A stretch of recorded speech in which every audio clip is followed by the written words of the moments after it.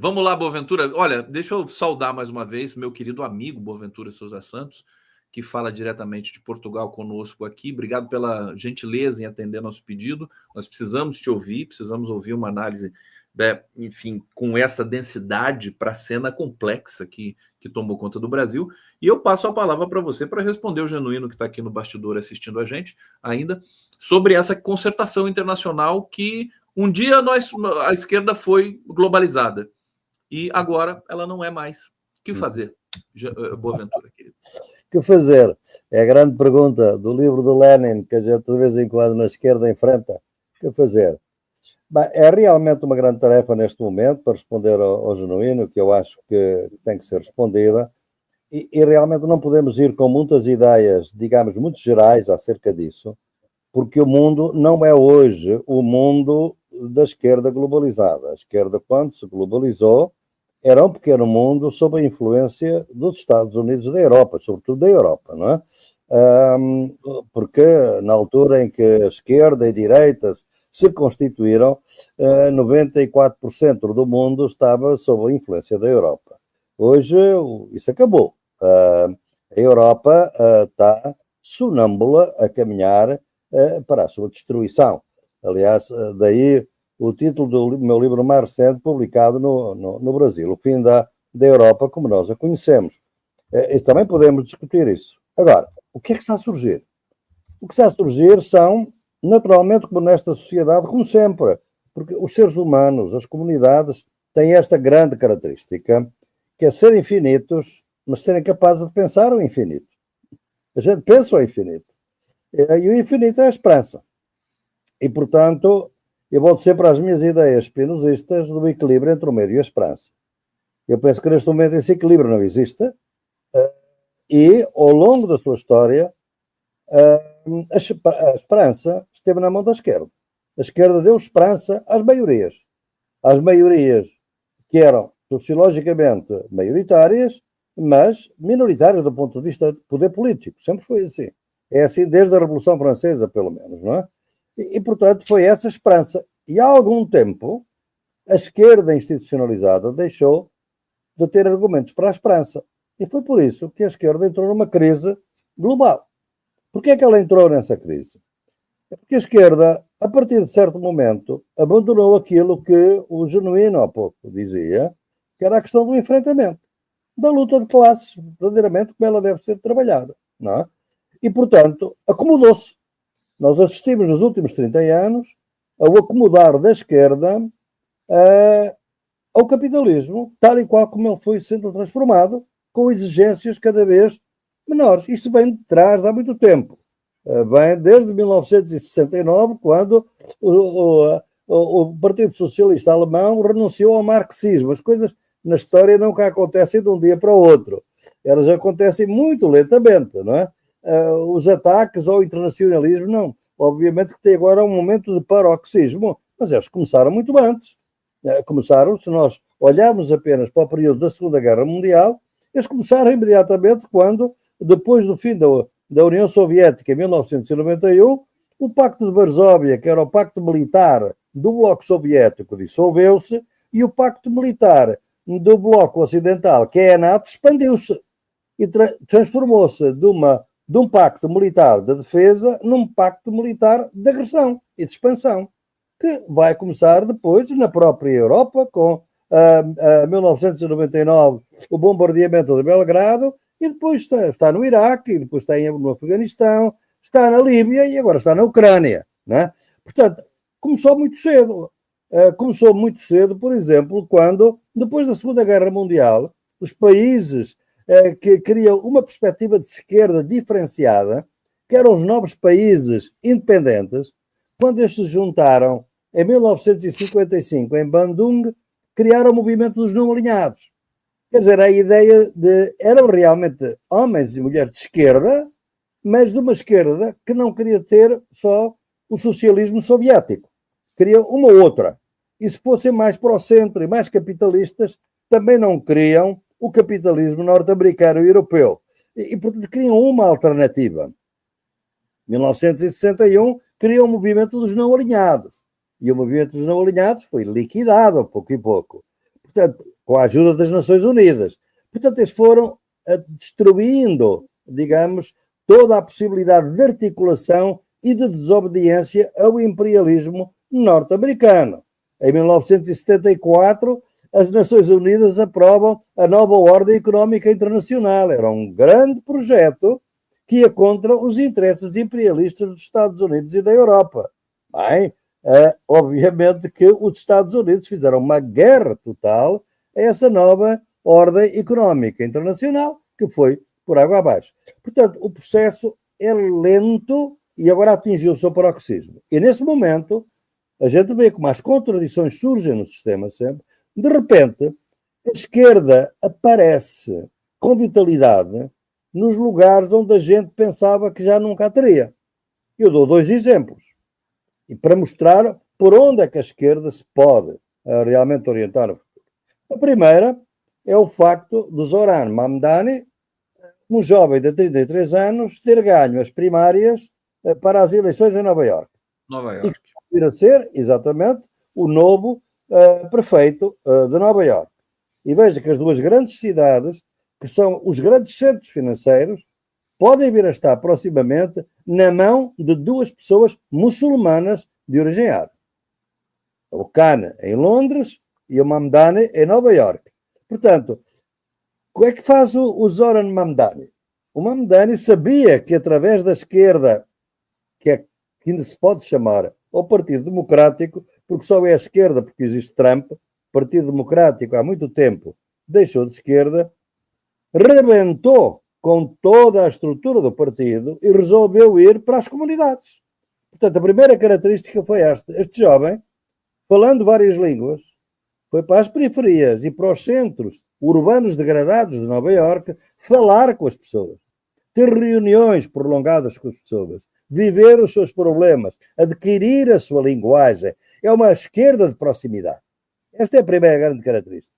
A esquerda tem que ser uma esquerda de proximidade. E o Genuíno, há pouco deixava, é uma das minhas lutas há muito tempo, é que a esquerda deixou de saber falar para as periferias. Não fala, não tem linguagem. Quem tem essa linguagem são os pastores evangélicos. Não é a esquerda neste momento. E, portanto, o Mamdani, no pior cenário possível, contra tudo e contra todos, foi buscar exatamente as comunidades e sabia que há vozes silenciadas, porque as contradições estão lá, a desigualdade social nunca foi tão grande e lá foi buscar. E, portanto, esse é o primeiro sinal. Eu acho que você vai completar o seu raciocínio, mas eu estou assim, aflito, porque você está dizendo tanta coisa tão importante, densa e relevante. Quer dizer, me pareceu que esse candidato de Nova Iorque alçou esse favoritismo, por assim dizer, dentro do Partido Democrata, porque ele saiu dos limites do partido. Então, os partidos políticos estão atravessando também uma crise? Absolutamente. Absolutamente. Eu acho que os partidos, tal e qual como existem, e inclui aí o PT, não têm razão de existir no futuro. Não vão existir. Tornam-se pequenas oligarquias que têm medo da rua, têm medo de manifestar-se extra-institucionalmente. E a defesa das instituições, por mais que nós queiramos defendê-las, e o senhor viu há pouco como o Genuíno mostrou as contradições da instituição. A gente defende a institucionalidade quando é o STF. Mas a institucionalidade também é o Congresso. E é uma institucionalidade, como disse o Genuíno, oligárquica. Então defendemos a institucionalidade ou não? Ou defendemos só quando nos convém? Esse é que é o problema. A esquerda tem que ter um pé nas instituições e um pé fora delas. Tem que estar na rua. Tem que se manifestar. Tem que não ter medo da rua. Os sindicatos no Brasil tiveram medo da rua. A esquerda no Brasil tem medo da rua. Não quer dizer que os outros países que não têm tanto medo tenham mais êxito. Veja o caso da Argentina, veja o caso do Chile, por exemplo. Mas veja como o Gustavo Petro conseguiu trazer as pessoas para a rua. Eu acho que esse discurso do Lula no partido é muito importante, mas eu tenho medo que sejam ouvidos surdos, que eu esteja a falar para uma parede. Aliás, o Lula é tão interessante esse discurso dele no domingo, né? Eu recomendo a quem não assistiu que assista e tudo mais, porque ele diz muitas coisas ali. Ele diz, por exemplo, que não foi candidato em 1990 a deputado federal porque não queria fazer do partido um partido de deputados e de gabinete dessa oligarquia, né? Congressual, por assim dizer. Ele falou: eu não fui candidato, achei que muita gente também não seria me seguindo, mas todo mundo foi candidato, não adiantou nada o que eu fiz. Ele fez essa autocrítica lá, foi divertidíssimo. Né? Curioso, né? Que o Lula tem esse dispositivo, né? Ele consegue também ver coisas que a esquerda não vê, mas que cai no vazio, evidentemente. Quer dizer, a máquina partidária é mais forte, né? Sim, mas aí agora vamos ver o outro lado, a outra novidade que mostra as limitações do Lula, porque, como sabe, há pouco tempo escrevi um texto a defender o presidente Lula, exatamente nos termos em que o Genuíno faz, mas vamos ver também as limitações. O outro grande sinal de vitalidade de uma possível esquerda é o Jeremy Corbyn na Inglaterra, onde em 4 meses, em 3 meses de criação de um partido socialista, tem 400 mil membros, militantes, que pode ser o fim do Partido Trabalhista inglês. Isto é uma coisa nova. Como é que se consegue, onde é que está sufocada a voz do povo, a pauta do povo, de que o Genuíno falava, está sufocada, não tem voz. E quando surge alguém que lhe dê voz, ela está lá e exprime-se eloquentemente. O partido do Jeremy Corbyn é realmente uma grande resposta nesse sentido. Qual é a característica? Enfrentamento. É luta. É realmente ser capaz, no caso da Inglaterra, obviamente, também é o facto de, como já temos vindo a assistir no mundo, eles conseguiram silenciar as vozes e os temas políticos através de questões aparentemente não políticas. No caso do Jeremy Corbyn, foi a questão do antissemitismo. Eles inventaram que o Jeremy Corbyn era antissemita, como amanhã podem inventar que o Lula é antissemita. Obviamente. E na Inglaterra isto teve um peso enorme, porque hoje é um crime defender a Palestina, mas não é um crime enviar armas para destruir os palestinianos. É uma inversão total que se fez pela própria esquerda nominal, que é o Partido Trabalhista. Portanto, eu vejo 2 características aqui. O Zoran Mamdani é um homem de uma esquerda intercultural e de proximidade. A esquerda do Jeremy Corbyn é a esquerda do enfrentamento, de dizer nós não temos medo de estar à esquerda, e a esquerda é isto, e a esquerda não é capitalista, é anticapitalista. E não pode aceitar o imperialismo norte-americano, que é uma aliança muito grande com Israel neste momento no Médio Oriente. Porque, no fundo, o objetivo é sempre o mesmo, é controlar a China. Portanto, esta ideia de que a esquerda no futuro tem que ser, obviamente, e por isso o Genuíno referia um tema que, como sabe, é muito caro a mim, que é esta articulação entre a democracia representativa e a democracia participativa. E eu, em tempo recente, tenho vindo a ver a evolução no mundo, é uma articulação entre o parlamentar e o extraparlamentar. É não deixar que a rua venha a ser controlada por aqueles que fizeram a tentativa de golpe de Estado e que amanhã podem voltar a fazer.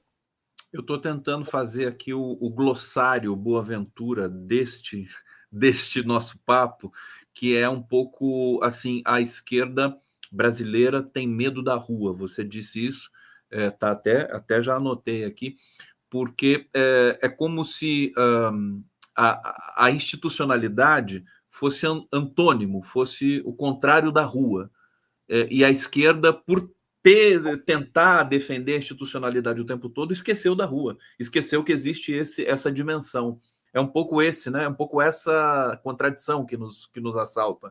A rua não é só o enfrentamento e nos momentos de crise, porque, digamos, a rua, as manifestações, os protestos, não têm capacidade propositiva, normalmente. São formas de manifestar o protesto e dar voz a um protesto que tinha sido silenciado anteriormente, às aspirações justas do povo de um pouco mais de bem-estar, mas tem que depois haver uma proposta de reforma de Estado, de institucionalidade propositiva. Portanto, o extraparlamentar e o parlamentar são um todo. Nós, no mundo ocidental, ao contrário do mundo chinês, é que nós vimos sempre as dicotomias, nunca vemos a totalidade. Não há, o parlamentar não existe hoje sem o extra-parlamentar. Compreende? A rua, para mim, é uma metáfora para falar do extra-parlamentar, da luta popular, da luta social, da luta nas comunidades, das células dos partidos, nas escolas, nas universidades. Não é propriamente só ir para as manifestações com bandeiras. É o trabalho diário da política que a direita faz.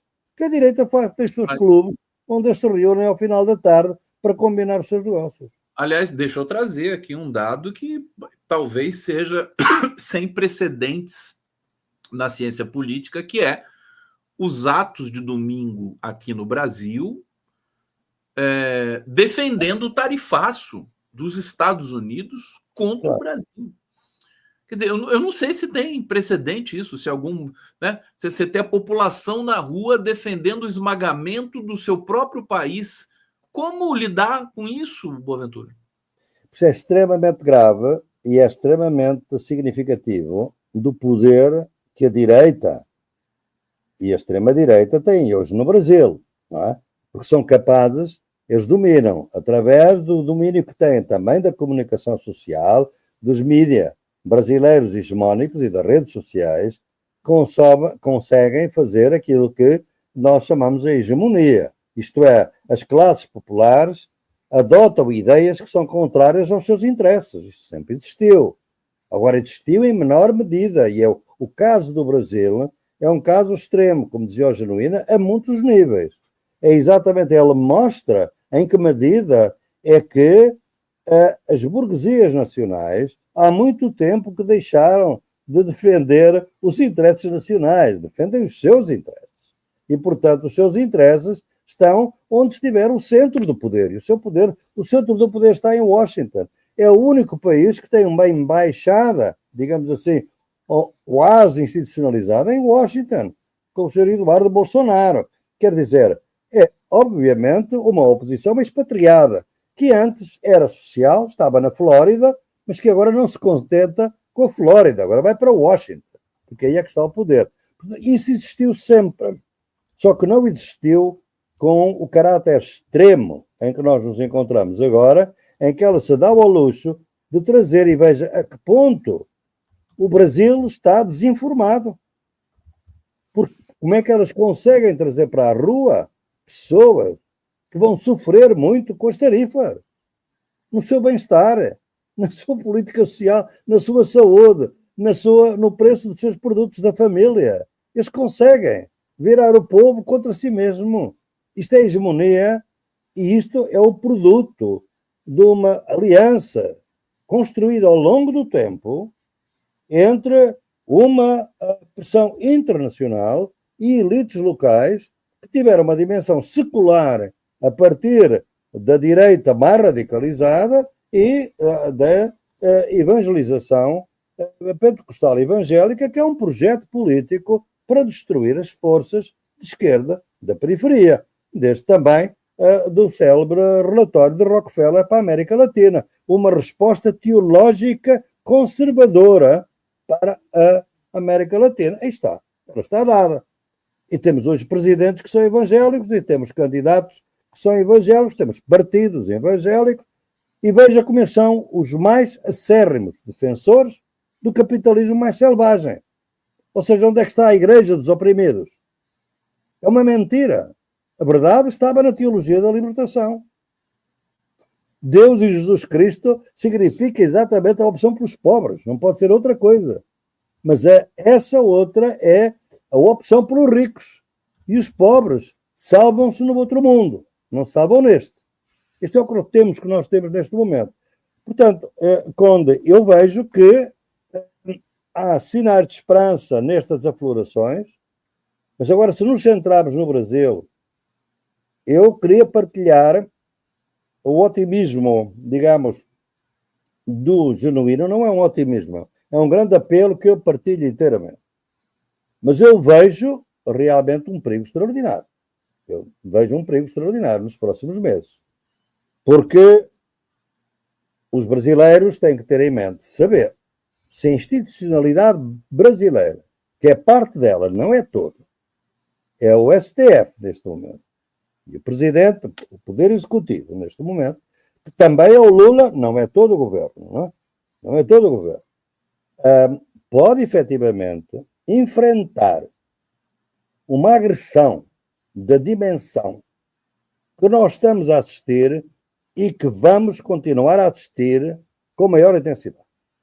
Eu, por exemplo, sou muito cético acerca de qualquer negociação com os Estados Unidos neste momento. Os resultados que deu na Europa foi rendição. Rendição total. Total. E eles não aceitam negociar. Eles não aceitam negociar. A própria Cláudia Sheinbaum acreditou que se pudesse negociar. Não. Pode-se arranjar uma moratória. Mas eles estão absolutamente determinados.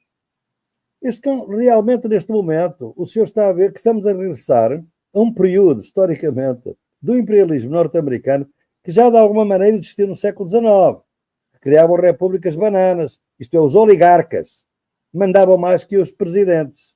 O Trump, neste momento, é a voz de uma certa oligarquia, big tech, que quer recursos naturais, que quer dominar o mundo, data center, veja como são. É toda a alta tecnologia, são os líderes da alta tecnologia que estão por detrás de todo este golpe contra o Brasil. Desde o Facebook, ao Twitter, ao Starlink, ao X, etc. É uma grande aliança para quê?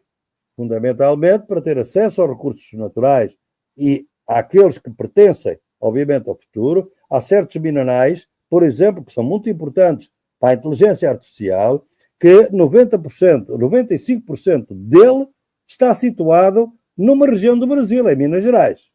É um dos minérios mais raros. Portanto, veja a dimensão que está aqui. E quando os sociopatas têm uma ternura, uma candura, uma capacidade de dizer o que querem, que não é de maneira nenhuma filtrada por nada. O Elon Musk disse isso na Bolívia quando foi o golpe da Bolívia. Nós precisamos do lítio. Podemos ter democraticamente? Sim. Se não for democraticamente, organizamos um golpe. Foi assim que ele disse. Ora bem, vai o Brasil resistir? É a grande incógnita de 2026. Para o mundo inteiro. Como é que eu resisto? Porque eles vão tentar, neste momento, o Brasil é o grande obstáculo estratégico à expansão da China. Veja que são 3 obstáculos que têm vindo a ser eliminados. Conde, veja bem. O acesso da China à Europa por via da Rússia e da Bielorrússia está a ser bloqueado com a guerra da Ucrânia e com o rebentamento dos gasodutos. Acabou.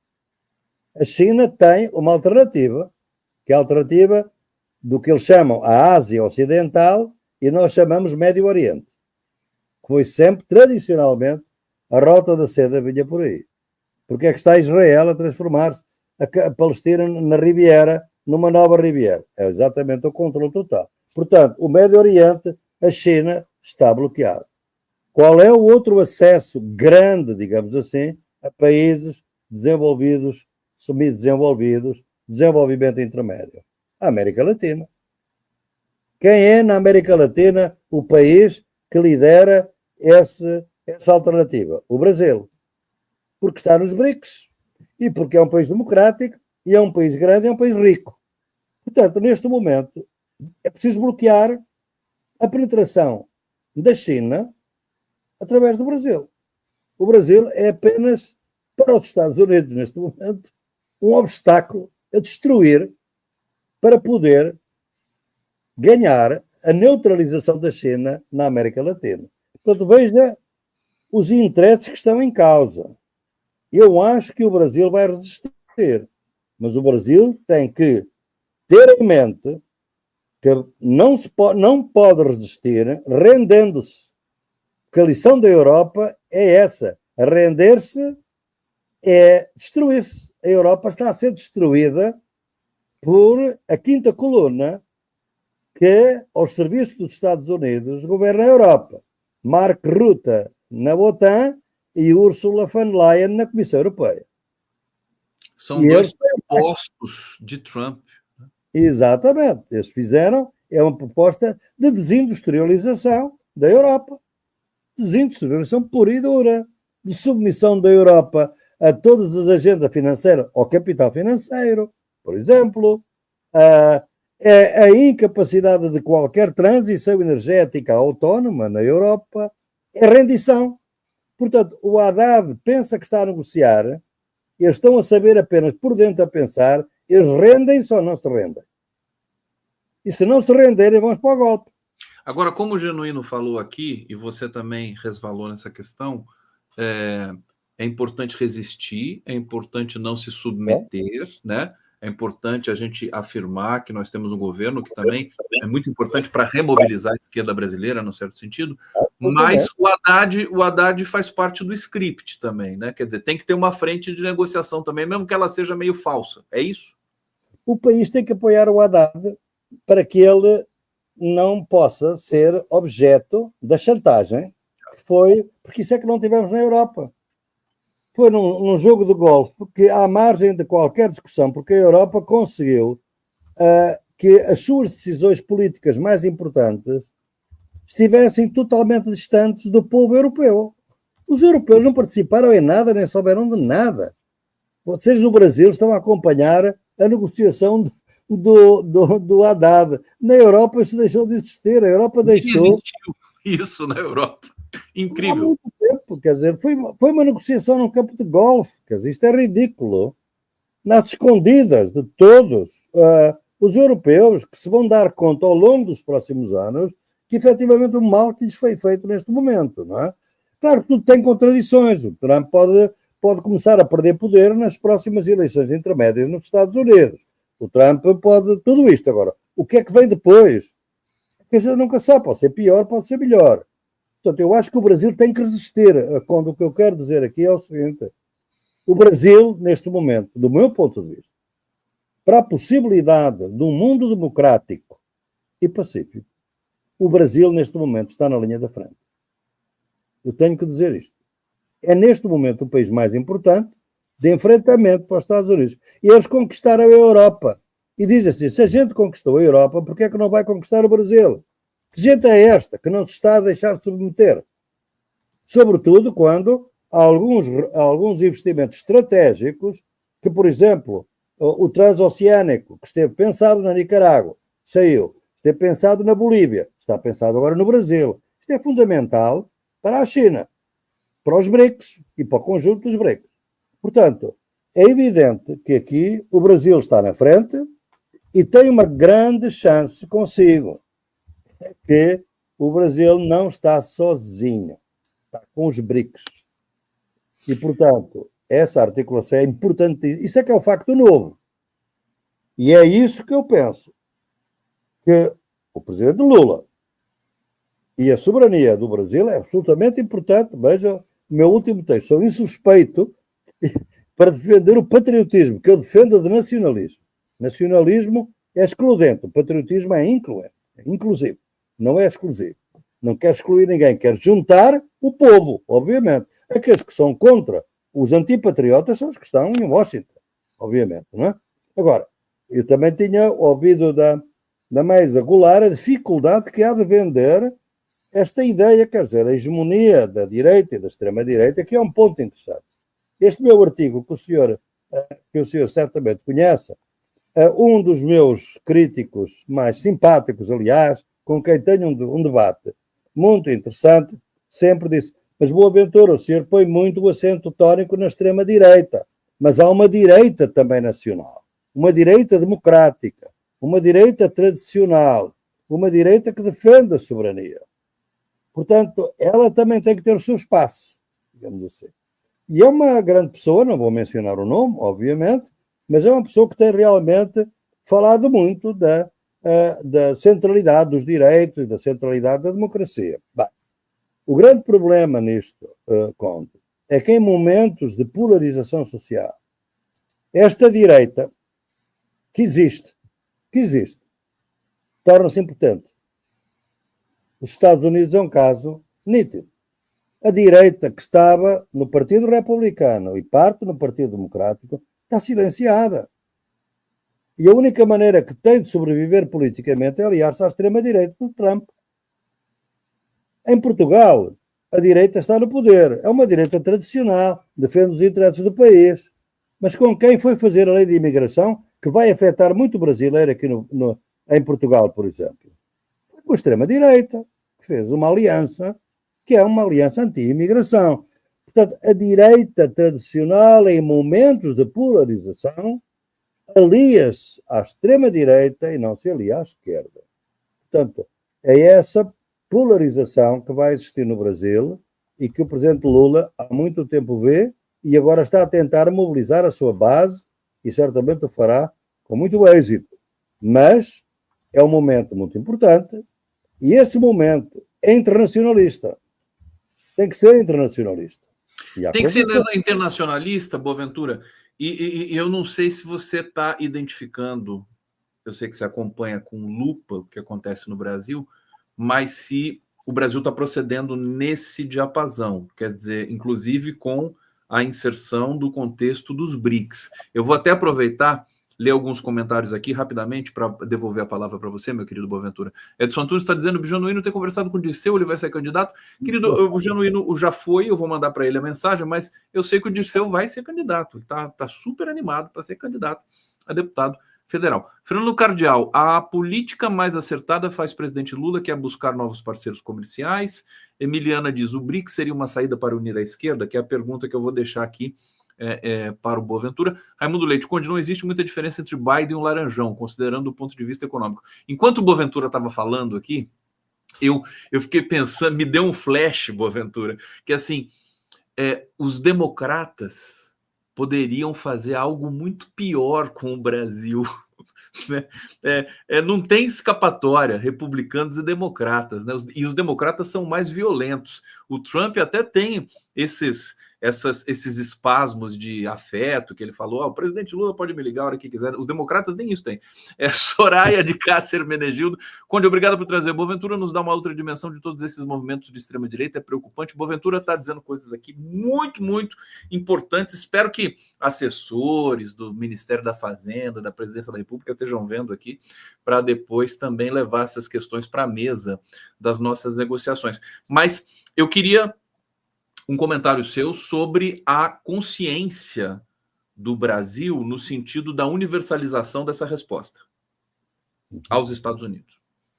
Eu acho que neste momento o mundo está a olhar para o Brasil exatamente por ser um país democrático que decidiu, pelo menos na retórica e eventualmente agora também nos factos, enfrentar o tarifaço e enfrentar o imperialismo norte-americano.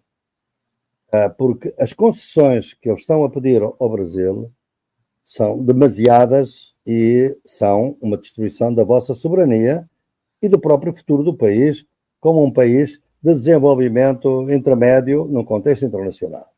Portanto, eu não quero que aconteça ao Brasil o que está a acontecer à Europa, basicamente. É só isso que eu quero dizer. E a minha esperança neste momento está aí no Brasil.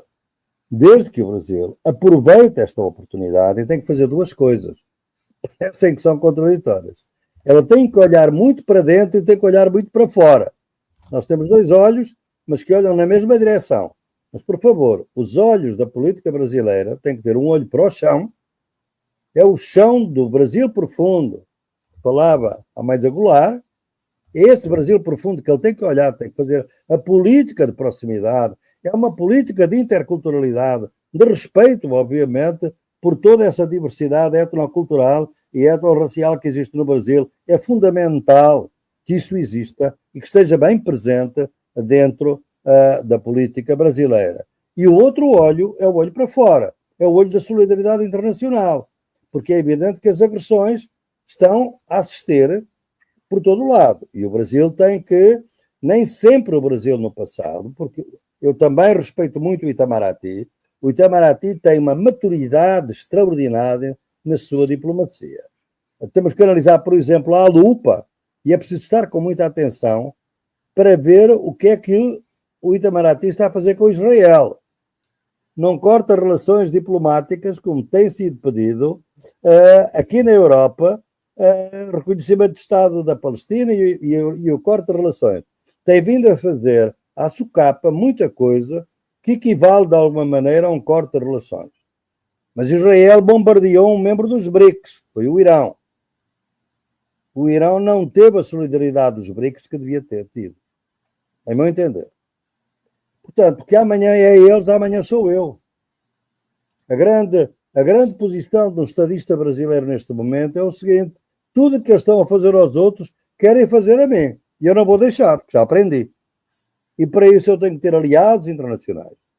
Quem é que defende isto? São os democratas. E eu tenho que dizer, a democracia está na mão da esquerda em todo o mundo. Claro que em África não se fala de esquerda e de direita ao mesmo tempo que nós falamos, nem na Ásia. Mas têm partidos que defendem as maiorias, os interesses das maiorias e a sua soberania nacional, e têm interesses que as vendem a qualquer preço. E isso, chame-se esquerda ou direita, não me interessa os nomes. Interessa-me a polarização das classes em todo o mundo. Eu estive recentemente no Senegal, eu estou a assistir ao facto de porque é que o Senegal quer, por exemplo, a minha perspectiva teórica é uma coisa que não tem nada a ver diretamente com isto, mas tem. É o meu trabalho de valorização dos conhecimentos próprios dos povos indígenas, dos povos. Na África chama-se conhecimento endógeno, não conhecimento próprio, como se diz na América Latina. Por que é que eles querem isso? Porque aí é que estão as chaves do futuro. Nós estamos a resistir a uma agressão, mas não estamos a imaginar o que é o futuro. O futuro não pode ser o desenvolvimentismo abrindo mais poços de petróleo na foz do Amazonas. Não pode ser. Já critiquei o presidente Lula por isso. Publicamente posso fazer neste momento. Não pode ser esse tipo. A soberania não chega. É preciso realmente um mundo que respeita a natureza. Um mundo que respeita a viabilidade da vida no planeta, que não é apenas a vida humana. A esquerda tem que olhar para a vida do planeta no seu conjunto e não apenas para a vida humana, porque a natureza está-se a revoltar contra o que lhe estão a fazer. Portanto, a agenda da esquerda é uma agenda imensa. Ela vai consolidando-se. Eu, por exemplo, não a vejo nem no Mamdani, nem no Jeremy Corbyn. O Jeremy Corbyn é uma frente anticapitalista muito clara. O Mamdani é uma frente intercultural de alianças do povo contra as oligarquias, porque nós voltamos a um mundo de oligarquias. Não são os oligarcas russos que dominam o mundo, são os oligarcas norte-americanos. Jeff Bezos, Elon Musk, Mark Zuckerberg.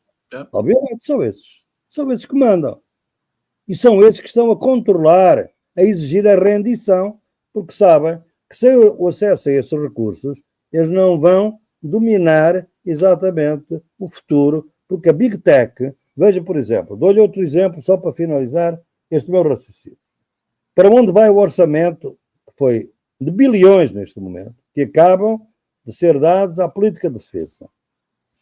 Não é a política de defesa qualquer, é a Defense Tech, é a defesa técnica, da tecnologia das startups, isto é, das empresas incubadoras de novas tecnologias de morte, através da inteligência artificial, que está a ser ensaiada todos os dias e experimentada, o grande laboratório de morte, Gaza, neste momento, como é o Sudão, como é o Iémen.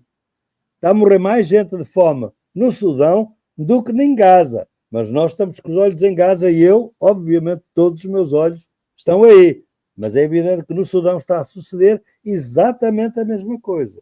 Portanto, os negociantes, quem está a ganhar com isso são os negociantes de Dubai, dos Emirados Árabes, que por um lado querem estar no BRICS e por outro lado querem causar guerras de acesso à riqueza que está no mundo. os BRICS têm contradições internas muito grandes. E, portanto, o Brasil tem que ser uma força democrática, tem que ser uma força, não acredito que seja uma força anticapitalista, porque os BRICS não são anticapitalistas. Os BRICS querem uma regulação do capitalismo que permita realmente o mínimo de bem-estar às maiorias. Porque, infelizmente, não é essa a agenda dos BRICS. Por isso é que eu digo que os BRICS são um fator de paz, porque criam multilateralismo, mas também não vão resolver o problema. Podem ser muito úteis para destruir o imperialismo norte-americano, é muito importante, mas não nos vão garantir o que a esquerda necessita para o futuro, que é um outro modelo de relação entre os seres humanos com a natureza. E é aí que a gente pode ver salvar a humanidade, que a humanidade proteção à natureza. Eu acho que aí vem um conceito do qual você é o criador e idealizador, que é o Sul Global, que é mais forte que os BRICS, por assim dizer. O conceito de Sul Global como um setor também progressista, de esquerda, que vise a vida no planeta, não apenas a vida das pessoas, o que já é uma coisa também muito importante, mas a gente precisa, para as pessoas viverem, né, precisa ter floresta, precisa ter animais, precisa ter oceano, precisa ter corais e tudo mais. Boaventura, tá demais conversar com você, Boaventura. Estamos com uma audiência maravilhosa aqui, o público está gostando, está participando bastante.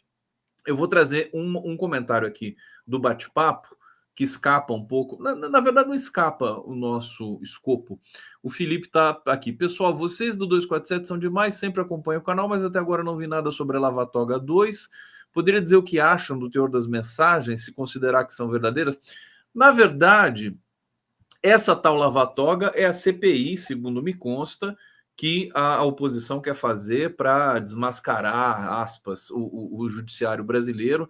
Talvez tenha aí algumas mensagens agora embutidas nisso, como foi um pouco aquela questão da conspiração da Lava Jato, né? É um risco grave que a gente corre também, né, Boaventura? Ter uma oposição, quinta coluna, que queira comprometer o judiciário com denúncias falsas, denunciações caluniosas e tudo mais, mas provocar essa espuma política no país, né? Temos de estar atentos a isso, né? Muito atentos, aliás, até neste momento, quem está a ganhar a partida é o STF, é evidente, porque o STF tem tido uma coragem extraordinária em defender as instituições democráticas no seu conjunto, mesmo a tal institucionalidade que tem que ser reformada, como dizia o Genuíno, quando a esquerda, de alguma maneira, tiver poder, porque a esquerda, neste momento, temos um partido que está no poder, mas que está num governo de aliança e de coligação, de coalizão, coalizão, como é que vocês dizem, e que, obviamente, não é propriamente um governo, digamos assim, que possa levar a uma reforma do Estado, e é essa ideia da reforma do Estado que, no seu estilo, o Lula veio dizer aos deputados do PT, porque o que ele diria é que essa institucionalidade oligárquica, pelo menos eu não quero que os deputados do PT participem e beneficiem dela. Vocês têm que ser ativistas de uma nova institucionalidade. Vai ser muito difícil, porque quando eles chegam lá, já estão corrompidos de alguma maneira nessa institucionalidade e já não saem dela. Portanto, temos que estar com atenção. A minha mensagem para vós é estejam atentos, porque o mundo está a olhar muito para o Brasil neste momento. O Brasil está a ter um papel extraordinário neste momento de enfrentamento. Agora, vejam que eles não olham a meios democráticos, quer dizer, não olham a meios democráticos, eles vão usar tudo, provavelmente já não podem usar as forças militares como pensavam que podiam usar no passado, porque elas realmente também deram um tiro no pé ao terem se aliado de alguma maneira, uma fração delas, obviamente, não todas elas, mas uma fração significativa aliou-se a um fascista, que neste momento está em desgraça, mas que, por isso, neutralizou um pouco uma legitimidade de qualquer tipo de golpe militar neste momento no Brasil. Mas estejam atentos, há mil formas de tentar impor isto, impor a sua política na América Latina, e o Brasil está na frente da luta contra os Estados Unidos. Não, e como você falou, a esses processos são longos, né, históricos. Por exemplo, para a direita agora se desglobalizar, tem muitos anos pela frente, não vai ser assim da noite para o dia. E, por sua vez, para a esquerda também voltar a tentar se universalizar, também é longo período histórico pela frente. Eu vou trazer, repercutir aqui um pouco o teu último artigo aqui, está publicado no 247, fantástico artigo do Boaventura, recomendo a todos. Vou colocar o link aqui no bate-papo. Eu vou ler um trechinho e pedir para você explicar para a gente um conceito novo que você lança aqui nessa cena política conflagrada, né? Você começa dizendo assim: o futuro da democracia brasileira voltou a brilhar, apesar das nuvens no horizonte. As principais razões são as seguintes: o presidente da República do Brasil, Lula da Silva, é hoje o líder mais respeitado e admirado no mundo, do mundo. Eu acho que isso eu constato todo dia, inclusive vendo jornais estadunidenses falando de Lula e figuras expoentes também da cena acadêmica e intelectual dos Estados Unidos e da Europa. Aí você segue aqui: a estatura política de Lula giganta-se hoje por outro motivo. É próprio das democracias que os governantes eleitos tenham de conviver com uma oposição parlamentar, por vezes com duas oposições, uma parlamentar e outra extra-parlamentar.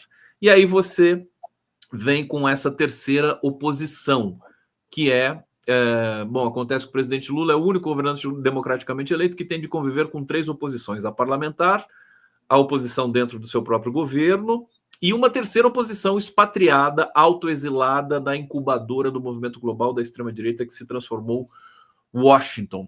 Queria que você falasse um pouquinho mais sobre essa terceira oposição que o Lula enfrenta e como a gente tem de lidar com isso. Quer dizer, também o Eduardo Bolsonaro, que é esse expoente, digamos assim, da traição grave ao Brasil, fatalmente, quando ele pisar no Brasil, se pisar, ele vai ser preso também, né?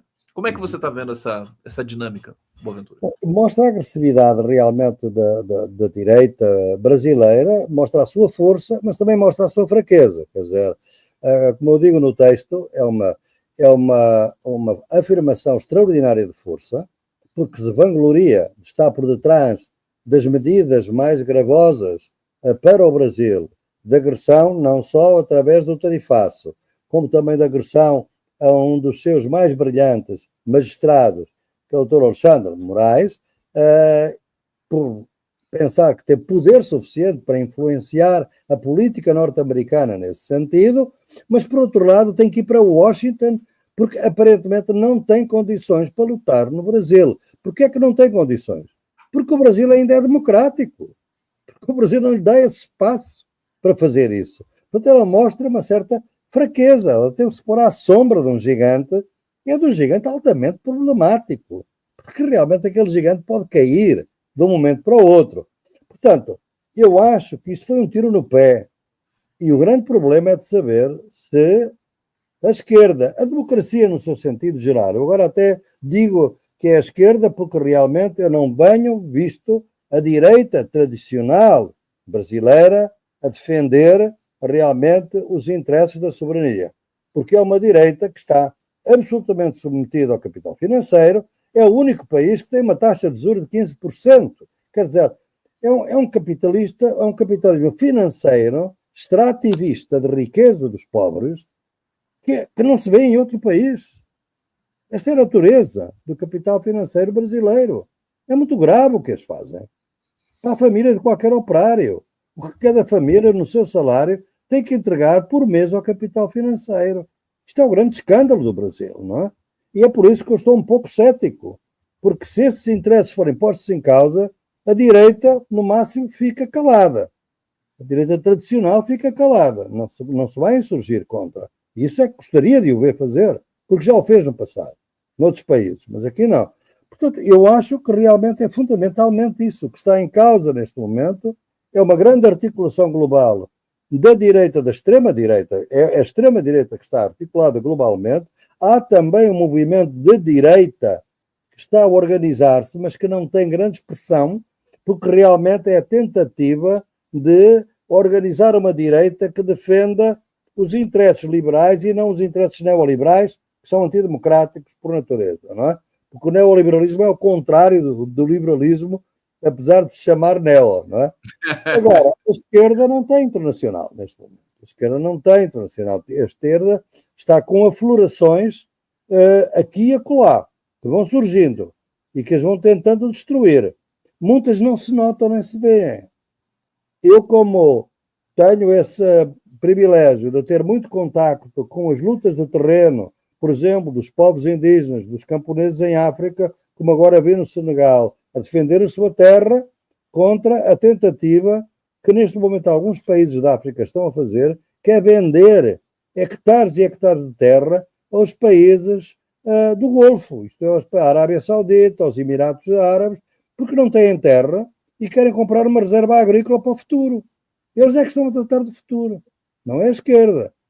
Eles compraram milhões de hectares em África como reserva agrícola para eles, não para os povos africanos. E eu vejo a resistência do povo contra isso. Vejo no Cauca, na Colômbia, os povos indígenas muito organizados, exatamente para defender os seus recursos naturais, contra a mineração selvagem, contra a contaminação dos rios. São eles que estão nessa luta. E essa luta normalmente não é muito apadrinhada pela esquerda. O Genuíno há pouco disse uma coisa fundamental. É os tais de classe trabalhadora precarizada. A esquerda não tem olhado para ela, mas também não tem olhado para os movimentos que no terreno estão a lutar pela defesa dos seus territórios, dos seus recursos, das suas terras, dos seus rios, das suas florestas.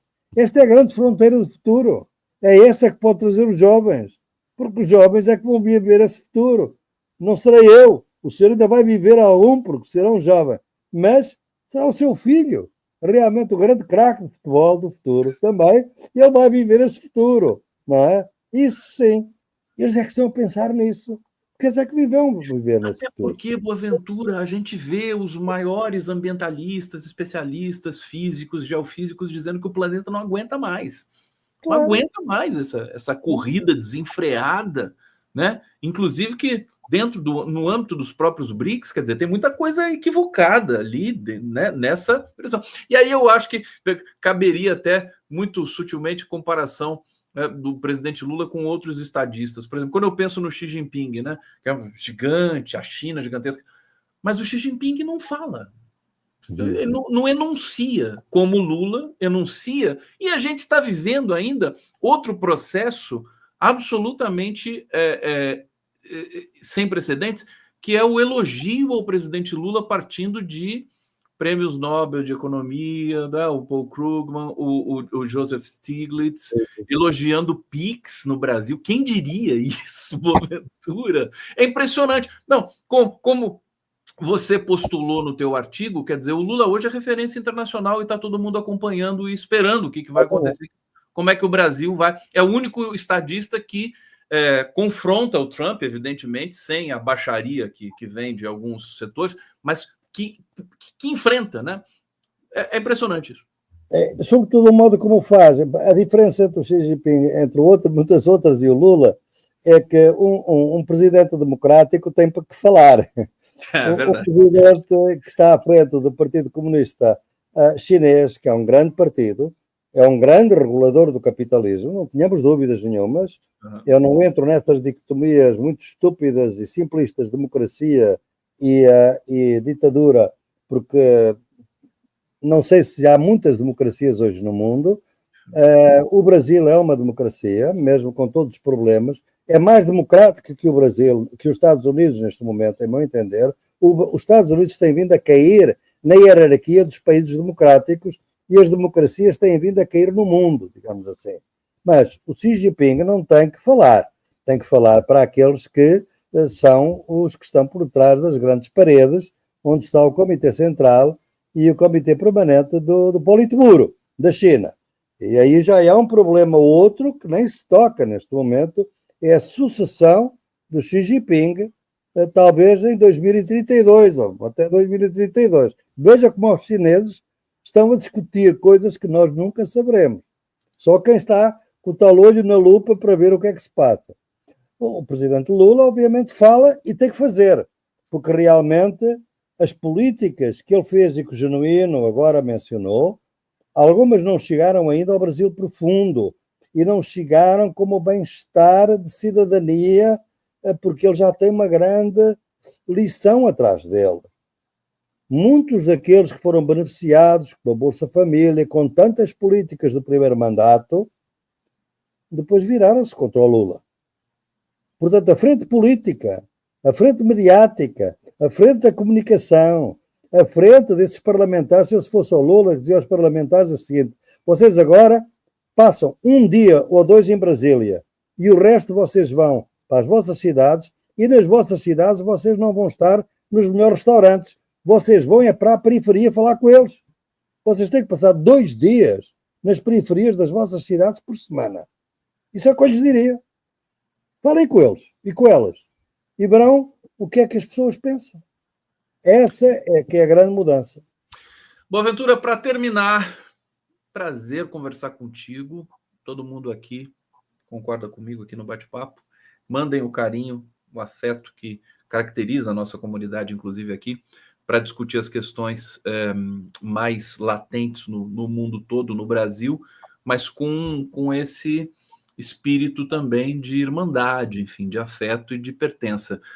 Eu tenho percebido no Brasil, não é novidade, que a imprensa brasileira começa a ter os seus rasgos de viralatismo exacerbados, inacreditáveis, enquanto a imprensa americana, por exemplo, defende o presidente Lula, quem diria, elogia, né, tece loas nos editoriais dos grandes jornais dos Estados Unidos. A imprensa brasileira está junto com o Trump.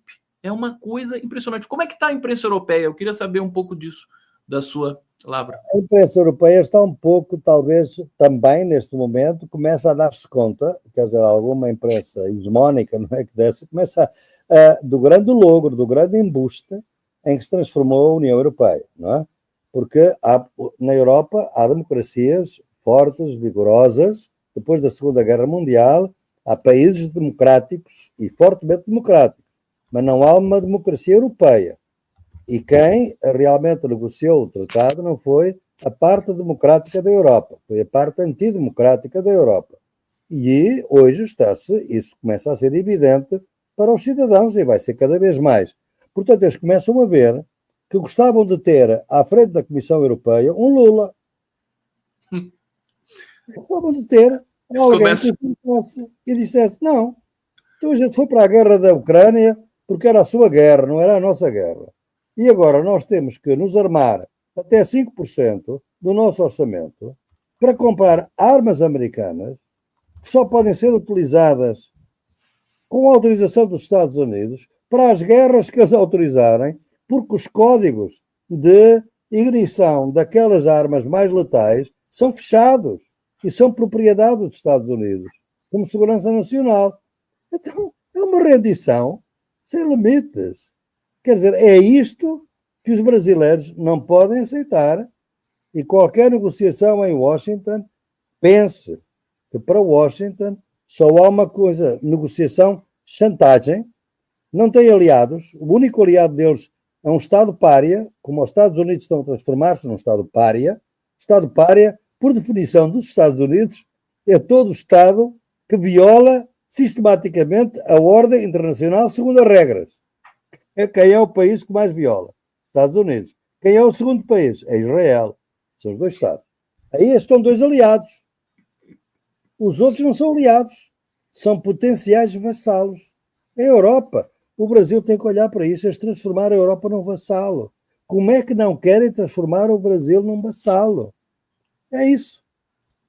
Tá feio a situação da Europa. O Boaventura está aqui trazendo essa notícia para a gente, essa informação importante. Ô Boaventura, eu fiquei sabendo que o Papa Leão adotou esse nome em homenagem ao seu cachorrinho, que se chama Leão. Não, estou brincando. Eu quero mandar, na verdade, é um cafuné para o seu... Como está o seu cão, que se chama Leão? Está bem, está muito bem. Eu acho que estou com saudades minhas, porque eu tive que ir para Coimbra. Estou agora aqui em Coimbra, não estou no meu background habitual, mas volto agora já para a aldeia durante esta semana. está cheio de saudades, manda-me mensagens, naturalmente, de saudades, mas em breve estarei. Nós estamos aqui com uma onda de calor brutal, a 40 graus aqui na cidade, a 37, 38, 40 graus, que também é parte da revolta da natureza contra o mal que lhe estamos a fazer, obviamente, e isto é que também tem que ser analisado. O meu cãozinho ainda se protege melhor do calor do que eu. Penso porque a casa tem zonas frescas. Eu aqui em Coimbra tenho mais, até porque não tenho ar-condicionado, nunca tive aqui em Coimbra. De maneira que, mas está bem, vamos seguir na nossa luta e muito obrigado por ter-me acolhido mais uma vez, Conde. Muito obrigado. Obrigado a todos que acompanharam aqui essa edição extraordinária do Giro das 11. Continuem com a gente, continuem com a informação aqui quente da nossa comunidade. Obrigado, Boaventura. Em breve estaremos juntos. E a todos um excelente dia, uma excelente tarde. Fiquemos juntos, seguimos juntos na luta. Valeu, Boaventura! Grande abraço para si, muito obrigado. Tchau.